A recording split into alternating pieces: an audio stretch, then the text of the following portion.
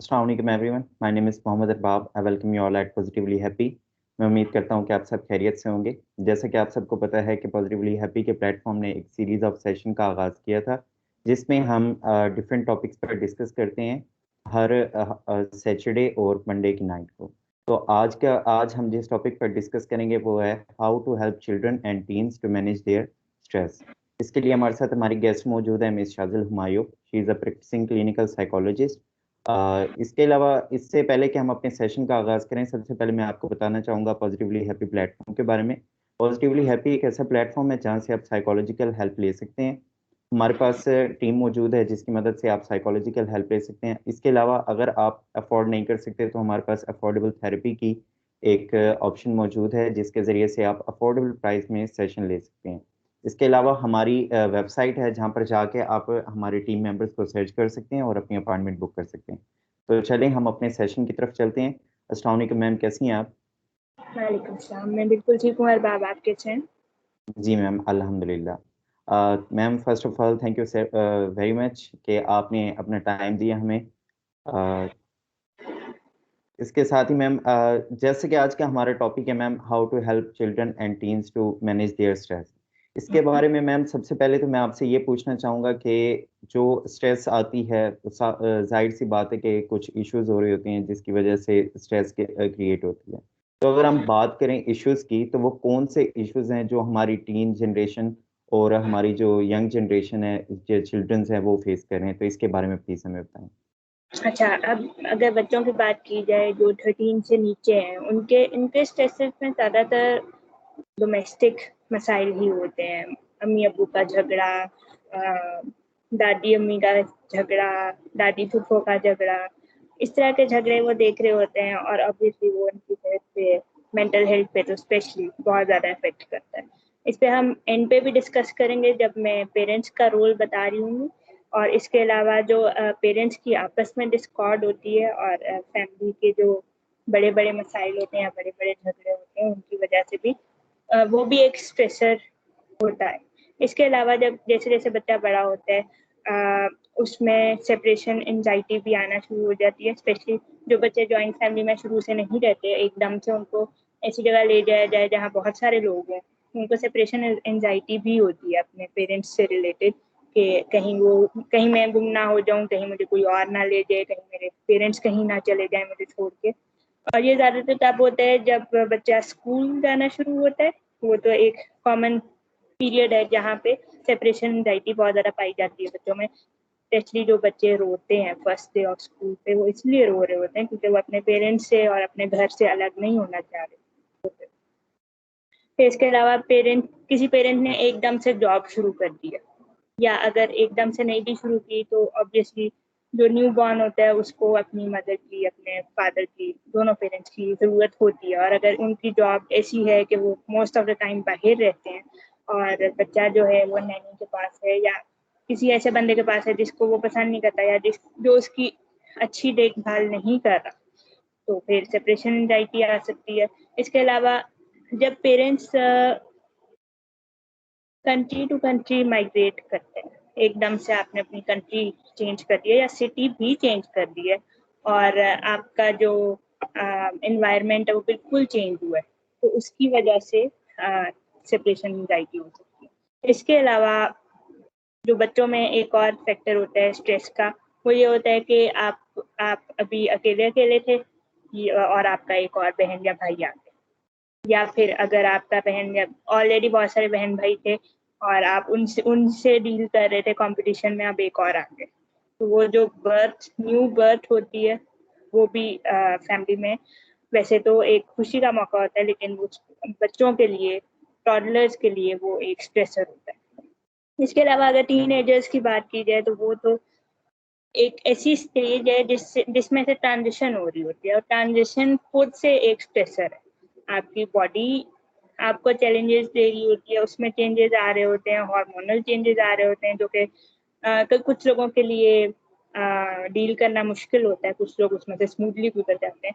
फिर इसके अलावा हमारा जो मीडिया है और वो टीनेजर्स को जो दिखा रहा है अपनी बॉडी के लिहाज से कि आपको स्लिम, फिट या लड़कों को दिखा रहा है कि बॉडी मस्कुलर होना चाहिए, बॉडी बिल्डर होना चाहिए, टिमिड नहीं होना। और वो एक जो इमेज क्रिएट कर रहा है कि आइडियल टीन्स या आइडियल लड़का और लड़की कैसे होते हैं अपीयरेंस वाइज, वो एक स्ट्रेसर है। इसके अलावा एकेडमिक स्ट्रेस तो है ही हमारी सोसाइटी में बहुत ज़्यादा, एजुकेशन सिस्टम की वजह से भी, और हमारे पेरेंट्स जिस तरह डील करते हैं एकेडमिक्स को वैसे भी फिर जो उनके ऊपर एक नया स्ट्रेस ये आ जाता है कि माँ बाप ने कभी कभी बताया होता है कि तुमने तो यही बनना है अब करियर में, तो वो भी एक स्ट्रेसर होता है कि भाई अब अगर मैं नहीं बनता फिर मसला है, अगर मैं बनना नहीं चाहता, डॉक्टर नहीं बनना चाहता, मैं इंजीनियर नहीं बनना चाहता, मैं कुछ और बनना चाहता हूँ, तो वो जो उसकी नई एक्सप्लोरेशन होती है उसमें से वो अपनी चॉइसेस करता है, और उस चॉइस में और पेरेंट्स की चॉइस में कॉन्फ्लिक्ट आता है जब उस वक्त मसला होता है, वो भी एक स्ट्रेसर है। इसके अलावा जो है क्रिटिसिज्म। अब टीन्स में क्रिटिसिज्म बहुत तरह से हो सकता है, टीचर्स की तरफ से हो सकता है, फैमिली की तरफ से हो सकता है, बुलिंग के तौर पे हो सकता है, स्कूल में बुलिंग हो रही है उस तरीके से हो सकता है। उस क्रिटिसिज्म को डील करना, कैसे डील करना है, वो भी एक स्ट्रेसर हो सकता है। तो ये कुछ मेजर स्ट्रेसर्स की टाइप्स बताई मैंने आपको जो कॉमनली पाई जाती है। इसके अलावा इंडिविजुअली भी किसी का कोई ना कोई स्ट्रेसर हो सकता है, कोई हरासमेंट से गुजर रहा हो सकता है, कोई अब्यूज से गुजर रहा हो सकता है, किसी के पेरेंट्स की डिवोर्स हुई हो सकती है, किसी के पेरेंट्स की डेथ हुई हो सकती है। तो ये तो बहुत बड़े बड़े स्ट्रेसेस हैं जिसके लिए आपको साइकोलॉजिकल हेल्प ज़रूरी चाहिए होती है, लेकिन मैंने आपको सिर्फ वही स्ट्रेसेस बताए हैं और हम डिस्कस भी अभी वही कर रहे हैं जो कॉमनली तकरीबन हर इंसान हमारी सोसाइटी में एक्सपीरियंस करता है। ठीक है मैम। मैम अगर हम यहाँ पर बात करें स्ट्रेस की, जैसे कि हम बात कर रहे थे, तो हम कैसे आइडेंटिफाई करेंगे कि जो एक बच्चा है वो किसी स्ट्रेस से गुजर रहा है? इसके बारे में प्लीज हमें बताएं। ठीक है। अब उसके बहुत सारे साइंस होते हैं और ज़्यादातर साइंस ऐसे ही हैं जो बड़े भी आपको दिखाते हैं, जैसे आपका ईटिंग पैटर्न और स्लीपिंग पैटर्न डिस्टर्ब हो जाता है।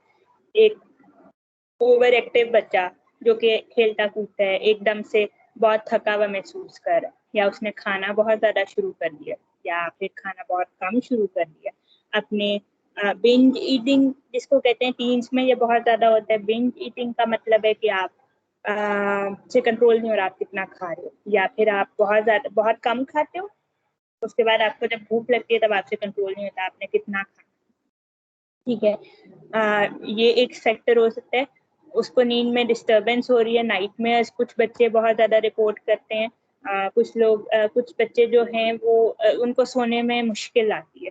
अब हमारे यहाँ मैंने बहुत दफ़ा देखा है, बहुत जगहों पे देखा है कि माएँ क्या करती हैं कि सुलाने के लिए डाँट रही होती हैं। अब मुझे इस चीज़ समझ नहीं आती कि ऐसा क्यों करती हैं माएँ कि बच्चे को सुलाने के लिए आप डाँट क्यों रहे हो? मतलब उसका स्लीप टाइम तो एक कंफर्ट टाइम होना चाहिए ना। आप रेगुलेट कर सकते हो, और उसको रेगुलेट करने का ये तरीका है कि आप वो जब भी सोए, जिस टाइम पे भी सोए, आप उसको सुबह जल्दी उठा दो, कुछ भी करके, कोई एक्टिविटी प्लान करके। लेकिन ये क्या बात है, आप सुलाते हुए मार भी रहे हो और डांट भी रहे हो। ये चीज़ मेरी समझ से फिलहाल तो बाहर है, लेकिन देखते हैं कि इसका इफेक्ट क्या होता है। इसके अलावा इरिटेबिलिटी और एंगर, बच्चों को समझ नहीं आ रहा होता कि हमने अपने इमोशन कैसे एक्सप्रेस करने हैं। इमोशन कोई और होता है, फियर भी हो सकता है, कोई और बात भी हो सकती है, लेकिन वो निकलता है एंगर के तौर पे। इरिटेबिलिटी मतलब चिड़चिड़ापन या एकदम से बस चिढ़ जाना, हर बात पे चिढ़ जाना। ठीक है। इसके अलावा बिहेवियरल चेंजेस हो सकते हैं, जैसे एक बच्चा आराम से आपकी बात सुनता था लेकिन अब वो एग्रेसिव होकर सुनता है, या अगर आप कोई बात उसको समझाने लगते हो तो वो चिढ़ जाता है कि मुझे ही क्रिटिसाइज करते हैं बस। और एक बच्चा जो बहुत ज़्यादा सोशल था अब वो अकेला रहना शुरू हो गया, उसको अकेला रहना पसंद है। एकदम से जब ऐसा चेंज आता है उस वक़्त आपको मतलब इंडिकेशन मिल रही होती है कि आपका बच्चा जो है किसी स्ट्रेस से डील कर। इसके अलावा जो है हाँ, वो अपनी रिस्पॉन्सिबिलिटीज़ जो उसकी होती हैं, चाहे वो पढ़ाई से रिलेटेड हो, चाहे वो पेरेंट्स से रिलेटेड हो, चाहे वो किसी छोटे बहन-भाई से रिलेटेड हो, या फिर घर के किसी काम से रिलेटेड हो, उसको इग्नोर करना शुरू हो जाता है, उसको निग्लेक्ट करना शुरू हो जाता है, बेशक वो इसको जान के ना कर रहा हो लेकिन कर रहा होता है।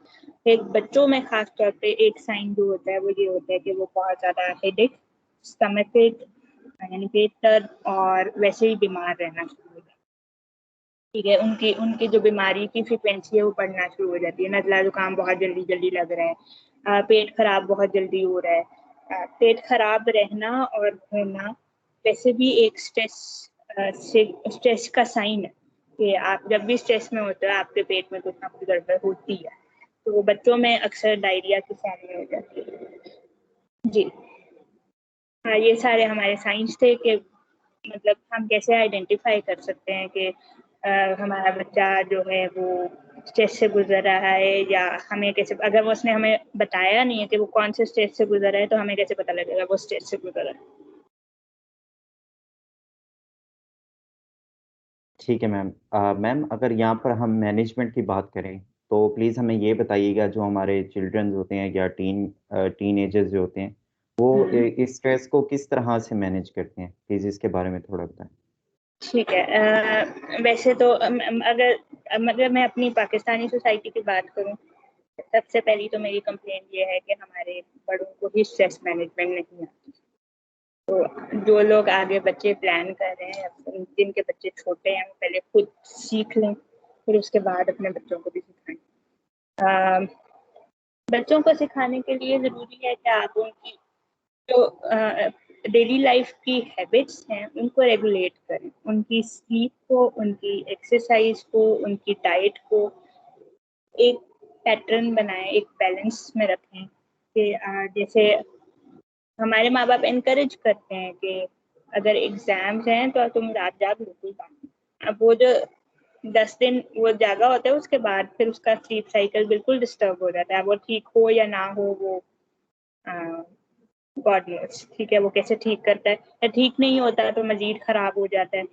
अब वो उसको आदत हो गई है अगर रात को जागने की, फिर वो एग्जाम्स के बाद देखेगा मूवीज और फिर वो स्लीप पैटर्न खराब भी रहेगा। अब जो छोटे बच्चे होते हैं 6 to 12 ईयर, उनके लिए नॉर्मली 9 to 12 आवर्स की नींद जो है वो अप्रोप्रिएट है, और इतनी नींद उनको लेनी चाहिए एक दिन में।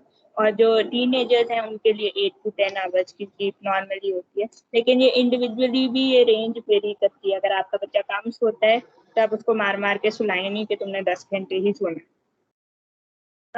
इसके अलावा जो है हमारा जो डिजिटल डिवाइसेस का यूज है वो लिमिट होना चाहिए।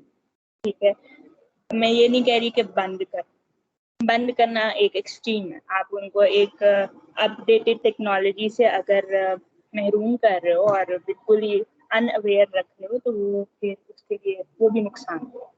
लिमिट करने के लिए आपको ये नहीं कहना कि मोबाइल यूज ना करो, या उससे मोबाइल छीनना नहीं है, या उसका टीवी छीनना नहीं है।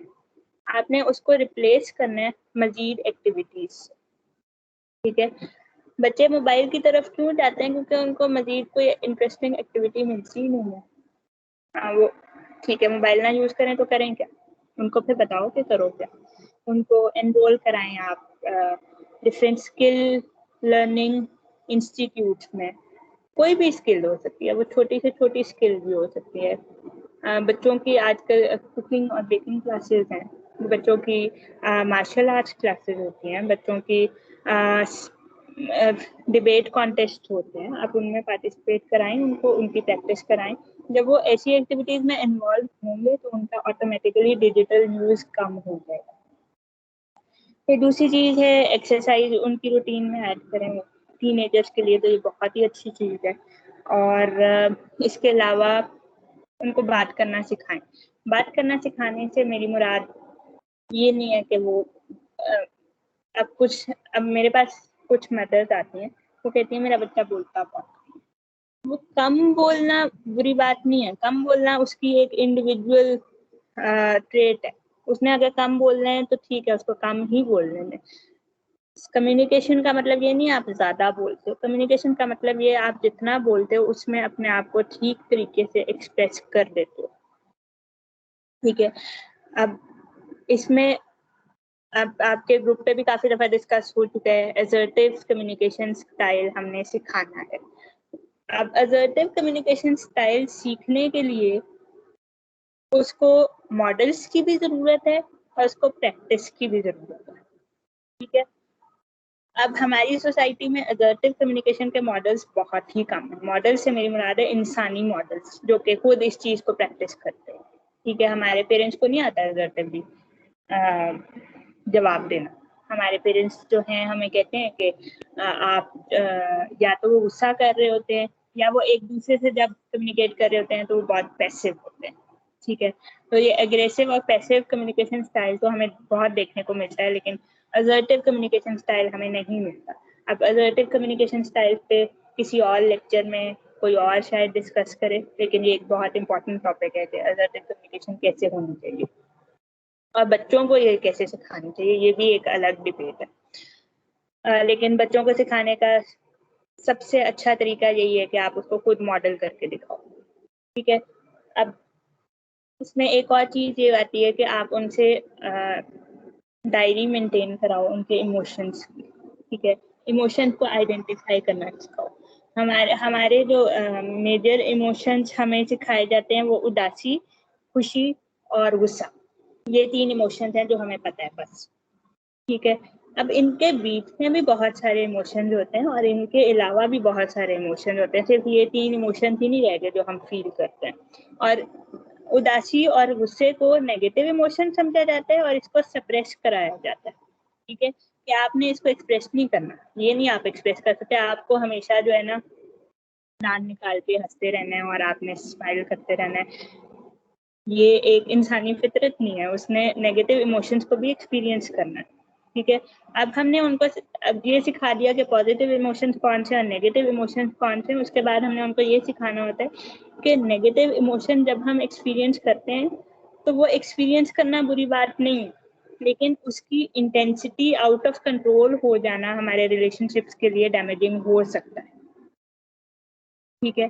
तो जब हम उनको intensity of negative emotion control करना सिखा देंगे तो उनकी इमोशनल रेगुलेशन वहीं पे हो जाएगी, उनकी वो स्किल डेवलप होना शुरू हो जाएगी जो कि हमारे अडल्ट में भी अभी तक डेवलप नहीं है, हमारी सोसाइटी में एटलीस्ट, ठीक है। इसके अलावा बाहर की एक्टिविटीज ज़्यादा इन्वॉल्व करें उनको। आप अगर बहुत ज़्यादा अर्बन एरिया में रहते हो, आप उनको कभी कभी हिल साइड पे ले जाया करो, आपका एक फैमिली टाइम अच्छा गुजर जाएगा। हाँ, लेकिन उस ट्रिप के दौरान भी अगर आपने अपने घरेलू मसाइल और आपस के झगड़े लेके चलना है तो फिर उस ट्रिप का भी कोई फायदा नहीं होगा। अच्छा, इसके अलावा एक और चीज जो है, बच्चों को जब आप ट्रेन कर रहे होते हो तो उनकी जो क्या कहना चाहिए, कम्युनिकेशन स्किल के साथ साथ डिसीजन मेकिंग और प्रॉब्लम सॉल्विंग स्किल्स पे भी काम करना चाहिए। अब हम अक्सर आपने देखा होगा कि हम एज अडल्ट और एज पेरेंट्स जो हैं बच्चों के सारे डिसीजन खुद ले रहे होते हैं और उनकी सारी प्रॉब्लम्स खुद सॉल्व करने की कोशिश कर रहे होते हैं।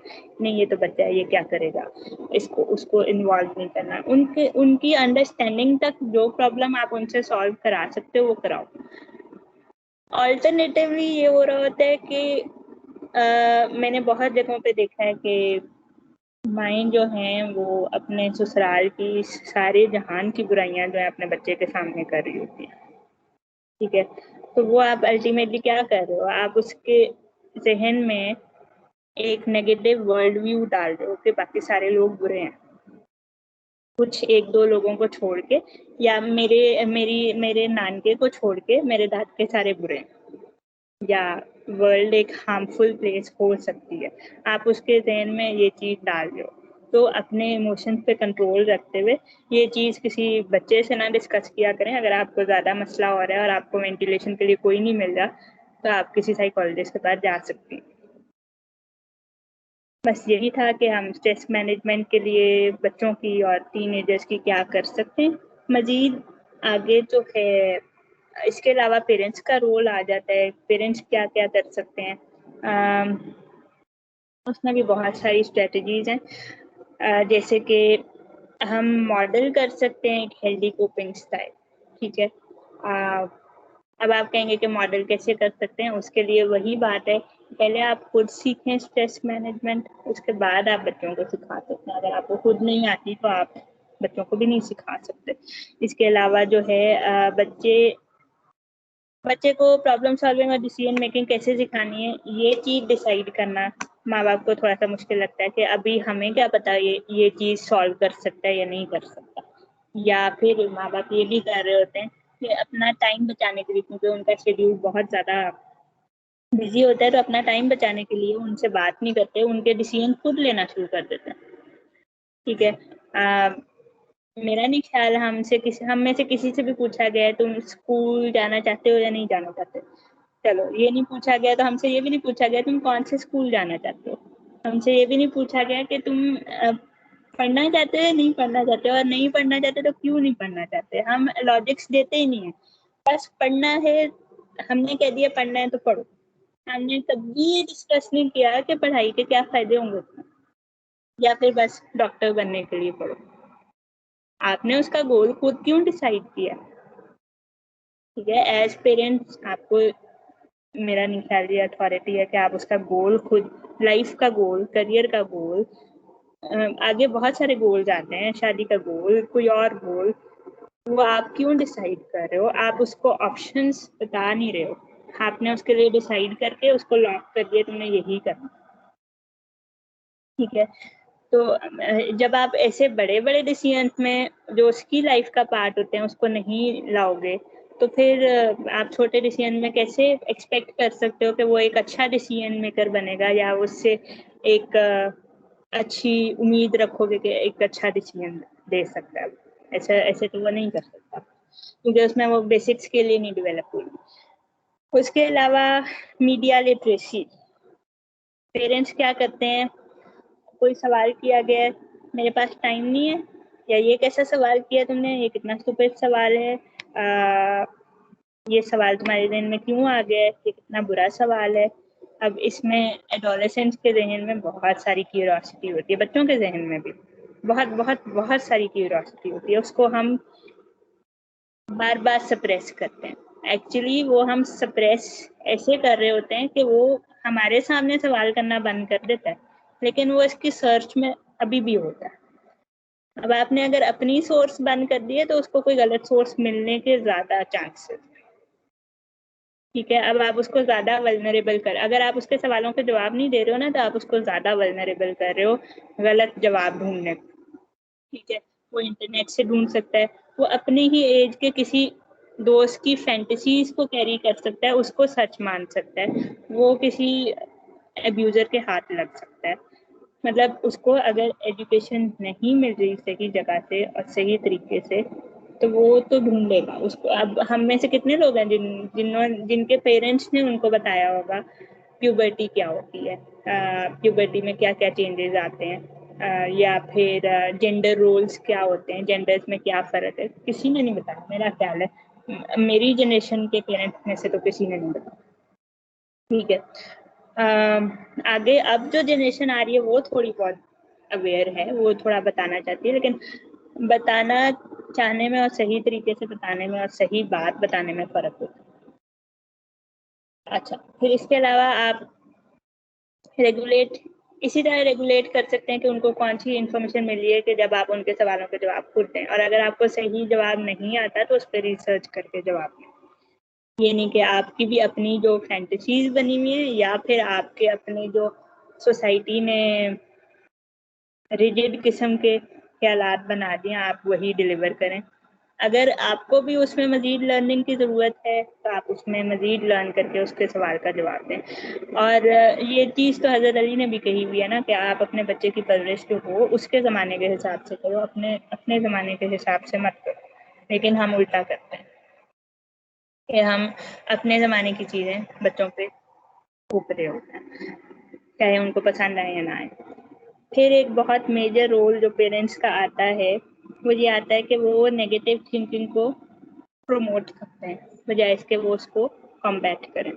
ठीक है, अब मैं जब इस टॉपिक के बारे में रिसर्च कर रही थी और मैंने ये वाला पॉइंट पढ़ा कि पेरेंट्स के रोल में कॉम्बैट नेगेटिव थिंकिंग आती है, तो मैंने ये सोचा कि कॉम्बैट तो दूर की बात है, हम तो इस चीज़ को प्रमोट करते हैं। नेगेटिव थिंकिंग क्या आती है? मैं फेलियर हूँ, मैं अच्छा नहीं दिखता, मैं अच्छा बच्चा नहीं हूँ, मैं अच्छा खाना नहीं पकाती, मैं ये नहीं करती, मैं अच्छा वो नहीं करती, मैं अच्छी नहीं हूँ, ओवरऑल मैं अच्छी लड़की नहीं हूँ। ठीक है, ये चीज़ पेरेंट्स ही सबसे पहले हमारे अंदर डालते हैं। बजाय इसके इसको कॉम्बैट करें। कॉम्बैट करना तो एक नेक्स्ट स्टेप है ना, कि आपको किसी टीचर ने या किसी पीयर ने या किसी फ्रेंड ने ऐसा आपके जहन में डाल दिया है, या आप खुद से मीडिया को देख के अपने बारे में ऐसा सोच रहे हो, और कोई पेरेंट आके या कोई बड़ा आके आपको समझा रहा है नहीं ऐसा नहीं है, ये तो बहुत दूर की बात है। पेरेंट्स ही फर्स्ट सोर्स होते हैं इस नेगेटिव थिंकिंग का। अगर वो डायरेक्टली बच्चे को ऐसा नहीं ना कह रहे, तो उनका अपना सेल्फ इमेज इतना नेगेटिव होता है कि वो बच्चा लर्न करता है कि हाँ ठीक है, हम तो हैं ही बुरे। तो जब इस तरह की नेगेटिव थिंकिंग अगर आपकी फैमिली में चल रही है और है, तो प्लीज़ किसी साइकोलॉजिस्ट के पास जाएं, बहुत ज़्यादा ज़रूरत है अगर आप अपनी नेक्स्ट जनरेशन को बचाना चाहते हैं। तो प्लस कंपैरिजन, जो कि बहुत ज़्यादा होता है। हमारी कलेक्टिविस्टिक सोसाइटी है, कलेक्टिविस्टिक सोसाइटी को अगर सही तरह यूज़ किया जाए, बहुत अच्छी सोसाइटी है। ठीक है, हम वेस्ट की तरफ जा रहे हैं कि इंडिविजुअलिस्टिक सोसाइटी होनी चाहिए। मेरा नहीं ख्याल इंडिविजुअलिस्टिक सोसाइटी होनी चाहिए, मेरा ख्याल है कि बैलेंस सोसाइटी होनी चाहिए, उसमें कलेक्टिविज्म भी हो और इंडिविजुअलिज्म भी हो। क्योंकि एज होल दोनों जगहों पे देखा गया है कि ना बहुत ज़्यादा कलेक्टिविज्म वर्क करता है और ना बहुत ज़्यादा इंडिविजुअलिज्म वर्क करता है। अब कंपैरिजन में क्या होता है? कज़न से कंपेयर कर दिया, भाई बहन से आपस में कंपेयर कर दिया, और पड़ोसियों से कंपेयर कर दिया, उसी के फ्रेंड्स से कंपेयर कर दिया। ठीक है, अब जब आप इतना ज़्यादा कंपैरिजन बच्चों में डालोगे, तो आप कैसे एक्सपेक्ट करते हो कि वो एक दूसरे की रिस्पेक्ट करेंगे या उनके आपस में बॉन्ड अच्छे बनेंगे? ठीक है, और अगर अच्छे बॉन्ड्स ना बनना तो दूर की बात, वो अपना सेल्फ इमेज जो है वो खराब कर लेंगे। अब अगर आपको ज़्यादा पढ़ने वाला बच्चा पसंद है, तो इसमें उस बच्चे का क्या कसूर है जिसको पढ़ाई पसंद नहीं है? ठीक है, ठीक है, अगर वो पासिंग ग्रेड ला रहा है, उसको पढ़ाई पसंद ना होने के बावजूद वो पासिंग ग्रेड ला रहा है, तो उसका मतलब है वो इंटेलेक्चुअली बहुत अच्छा बच्चा है और उसमें कोई और स्किल होगी जो कि वो यूज़ कर सकता है। ठीक है, अब अगर आपको आपको वो बच्चा ज़्यादा पसंद है जो कि सोशलाइज ज़्यादा करता है, तो आप उसको क्यों दूसरे बच्चे को क्यों कंपेयर कर रहे हो जो सोशलाइज नहीं करता? भाई उसकी अपनी पर्सनैलिटी है, उसका अपना एक ऑरा है। वो अगर बहुत ज़्यादा लोगों में रहना पसंद नहीं करता तो उसकी मर्ज़ी, आप उसको प्रेशराइज़ नहीं कर सकते कि वो सोशलाइज़ करे। ठीक है, इसी तरह जब हम छोटी-छोटी बातों में कंपैरिज़न करते हैं, रंग में करते हैं, कपड़ों में करते हैं, ड्रेसिंग सेंस में करते हैं, बहुत सारी चीज़ों में हमारी सोसाइटी में कंपैरिज़न होता है, सिर्फ पढ़ाई में नहीं होता। तो ये कंपैरिज़न बहुत ज़्यादा टॉक्सिक चीज़ है। इसके अलावा फिर हम एक और चीज़ जो करते हैं वो ये करते हैं कि तुमने ये ऑर्डर देते हैं, तुमने ये करना है, बस मैंने कह दिया इसलिए करना है। हम रीज़न नहीं बताते हैं मैं क्यों कह रही हूँ कि तुमने ये करना है। यहाँ पे भी हम उनकी डिसीजन मेकिंग पावर को ना खराब कर रहे होते हैं। अगर बच्चा पूछ रहा है, मामा आप ये क्यों कह रही हो कि मैं क्यों करूँ, मेरा नहीं दिल कर रहा करने को, तो आप उसको एक्सप्लेन करो कि आप क्यों कह रही हो। आप उसके भले के लिए ही अगर कह रही हो तो उसको उसका भला दिखाओ भी तो सही ना। ठीक है, इधर मैम ये होता है कि मतलब जो बच्चा होता है वो पूछते हुए भी एक दफ़ा डर रहा होता है अपने पेरेंट्स से ना, क्योंकि वो बिल्कुल ये सोच रहा होता है अगर मैं पूछूँगा तो मुझे डाँट दिया जाएगा कि छोटे हो नहीं। तो आई थिंक ये मतलब पेरेंट्स ने अगर सबसे पहले चाहिए कि पेरेंट्स ये चीज़ सीखें खुद से जैसे कि आपने कहा, उसके बाद ही वो अपने बच्चों को मतलब कि गाइड कर सकते हैं अच्छी तरह से। ठीक है बिल्कुल मैम बहुत अच्छा एक्सप्लेन किया मैम आपने। जी। अ हाँ, एक और पॉइंट है जो जी, कि जी। मैं ज़रूर एक्सप्लेन करना चाहती हूँ, वो ये है कि कुछ पेरेंट्स ओवर प्रोटेक्टिव होते हैं और कुछ पेरेंट्स जो हैं बिल्कुल ही अपने बच्चों को खुला छोड़ देते हैं। अब इस चीज़ में बैलेंस लाना मुश्किल काम है लेकिन नामुमकिन नहीं। ओवर और अंडर ग्रेटिफिकेशन दोनों ही हार्मफुल है। अगर आप ओवर ग्रेटिफाई कर रहे हो तो आप इसका मतलब है आपने उसको इतना ओवर प्रोटेक्ट किया है कि अब उसकी ज़िंदगी में कोई स्ट्रेसर आएगा तो वो मायूस हो जाएगा। अंडर ग्रेटिफाइड है तो वो स्ट्रेस से भरा हुआ है। ठीक है, तो तो इस चीज़ में बैलेंस लाना, इसकी ट्रेनिंग, पेरेंटल ट्रेनिंग बहुत ज़रूरी है और मेरा ख्याल है वो हम साइकोलॉजिस्ट का ही काम है, लेकिन उसके लिए ज़रूरी है कि पेरेंट्स हमारे पास हैं। हम मतलब पेरेंट्स, हर बच्चे का इंडिविजुअल माहौल होता है, उसके हिसाब से ही हम ये बता सकते हैं ना कि आपका बच्चा ओवर ग्रेटिफाई हो रहा है या अंडर ग्रेटिफाई हो रहा है या उसका क्या स्ट्रक्चर है। तो इसको हम जनरली एक्सप्लेन नहीं कर सकते, तो इसके लिए ज़रूरी है कि पेरेंट्स हमारे पास हैं। अगर वो चाहें तो इस चीज़ को डील कर सकते हैं और पेरेंटल ट्रेनिंग भी साइकोलॉजिस्ट का एक रोल है, जो कि अंडर एस्टिमेट किया जाता है या सोसाइटी में समझा नहीं जाता कि हमें तो पता है कि कैसे बच्चे पालें। ठीक है, तो ये चीज़ है एक, तो मैं शेयर करना चाहती थी कि ओवर अंडर ग्रेटिफिकेशन दोनों ही हार्मफुल है। अगर आप समझ रहे हो कि आपके बच्चे को आपने हर दुनिया की फैसिलिटी दी है, उसको तो कोई मसला ही नहीं है, तो वो भी एक स्ट्रेसर है, क्योंकि लाइफ उसको स्ट्रेसर देगी, नहीं उसका ध्यान दे। ठीक है, बस यही था आज का। और इसके अलावा मैनेजमेंट में मैं और कोई पॉइंट मजीद ऐड नहीं करना चाहती। Thank you so much ma'am, बहुत अच्छा एक्सप्लेन किया आपने। बहुत अच्छी चीज़ें हमें भी जानने को मिली, हमें भी सीखने को मिली, ताकि हम भी उनको फॉलो कर सकें। तो इंशाल्लाह व्यूअर्स, आपने भी बहुत कुछ सीखा होगा। अगर आप ऐसा कुछ, इनमें से कुछ ऐसी गलतियाँ कर रहे हैं, तो आपको भी चाहिए कि आप हेल्प लें, साइकोलॉजिकल हेल्प लें। तो अगर इसके साथ ही हम अपने सेशन को का इख्तिताम करते हैं। इंशाल्लाह आप लोगों से मुलाकात होगी नेक्स्ट सेशन में। तब तक के लिए हमें इजाज़त दें। अल्लाह हाफ़िज़। अल्लाह हाफ़िज़ अल्लाह मैम। हाफ़िज़।